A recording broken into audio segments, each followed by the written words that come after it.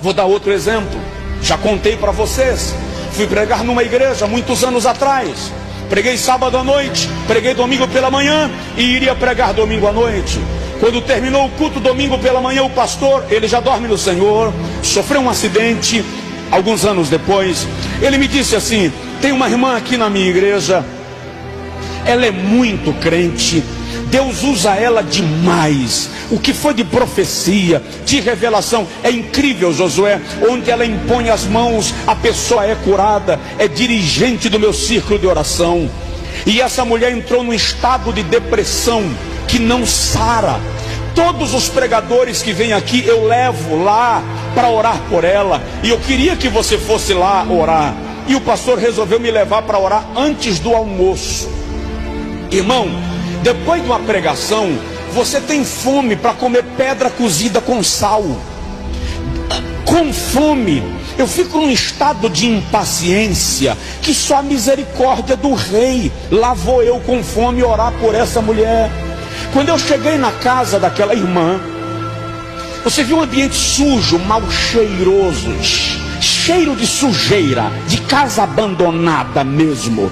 Ela estava sentada numa poltrona, com os panos velhos lá forrando a poltrona, quase atrás da porta, tesa, olhando por nada, os olhos fitos em algum lugar, sem piscar.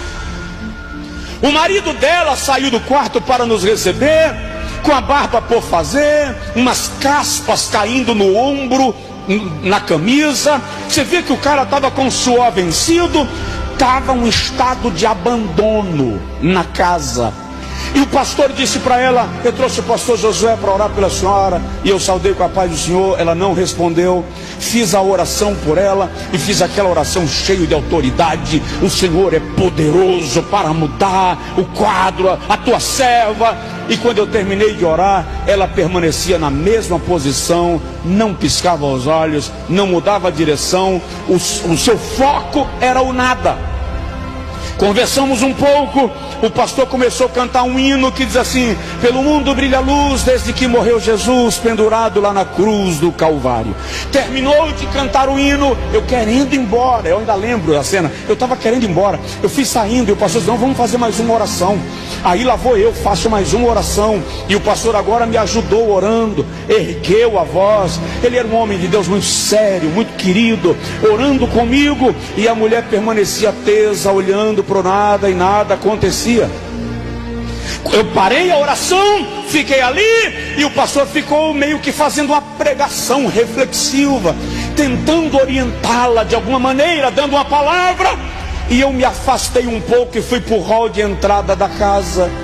Quando eu estava no hall de entrada da casa, eu estava fazendo o que a maioria dos crentes fariam nessa circunstância: Deus, por que o Senhor permite isso com um servo teu? Porque isso acontece com um crente. A mulher dirige o círculo de oração. O Senhor usa a mulher para profetizar. O Senhor usa a mulher para curar enfermos e deixa ela entrar num estado de depressão nesse nível. Muito questionando, de repente caiu em cima de mim uma informação. Caiu como se fosse uma laje desabando na minha cabeça. E quando aquilo caiu, eu tomei um choque. E no choque que eu tomei, eu voltei e disse para o pastor: espera um pouquinho. E olhei para a irmã e disse assim: Deus nunca lhe usou. Ele acabou de me dizer que ele nunca profetizou na sua boca. Ele nunca curou através da senhora. As suas revelações não eram divinas. O Senhor me disse que o diabo estava operando na sua vida e enganando a igreja. Quando eu disse aquilo, as lágrimas começaram a escorrer dos olhos. Eu ajoelhei na frente dela e disse: agora, minha irmã, fala o que foi que aconteceu, ou o diabo vai lhe levar em carne para o inferno. Aí ela abriu a boca, começou a tremer os lábios, mexeu a mão, e ela disse: eu queria muito ser usada por Deus. Eu queria muito profetizar, mas eu não estava disposta a viver o que Deus estava requerendo de mim. E um dia, numa madrugada, ela disse: me apareceu uma entidade maligna. E ela disse assim: e eu sabia que era um demônio. E ele me disse: eu vou lhe usar com tudo que você quer. Em troca, eu quero o seu casamento e a vida do seu filho. E ela disse assim: e eu concordei.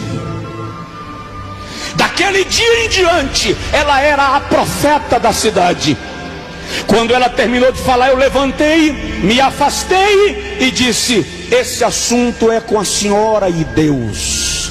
Eu não vou orar pela senhora, eu não vou interceder pela senhora, eu vou me afastar. É a senhora quem ora. Eu vou inclusive dar uma margem de distância, porque se Deus quiser mandar um raio e lhe matar, Ele não vai me chamuscar. Se resolva com Deus. Me afastei e voltei a cantar com o pastor. Essa mulher ajoelhou e começou a clamar, e começou a pedir perdão, e começou a gritar. Ela arrancava aqueles trapos de cima do sofá velho, gemia, chorava. Enquanto ela gemia e chorava, de repente a graça de Deus tomou conta daquela sala, e ela começou a falar em línguas estranhas, agora sim, do Espírito Santo. Nós estávamos lá para discernir e sabíamos que era o Espírito de Deus que havia recebido sua oração. Enquanto ela falava em línguas, o marido dela chorando disse: dá licença que eu vou tomar um banho, e partiu para o banheiro. A criança começou a vomitar lá no quarto, estava doente de cama, levantou vomitando. A empregada, a irmã que estava lá ajudando, pegou a criança para auxiliar.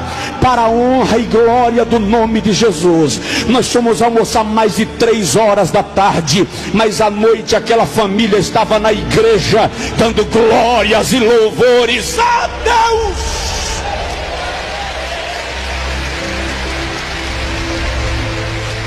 Uma igreja precisa aprender a discernir.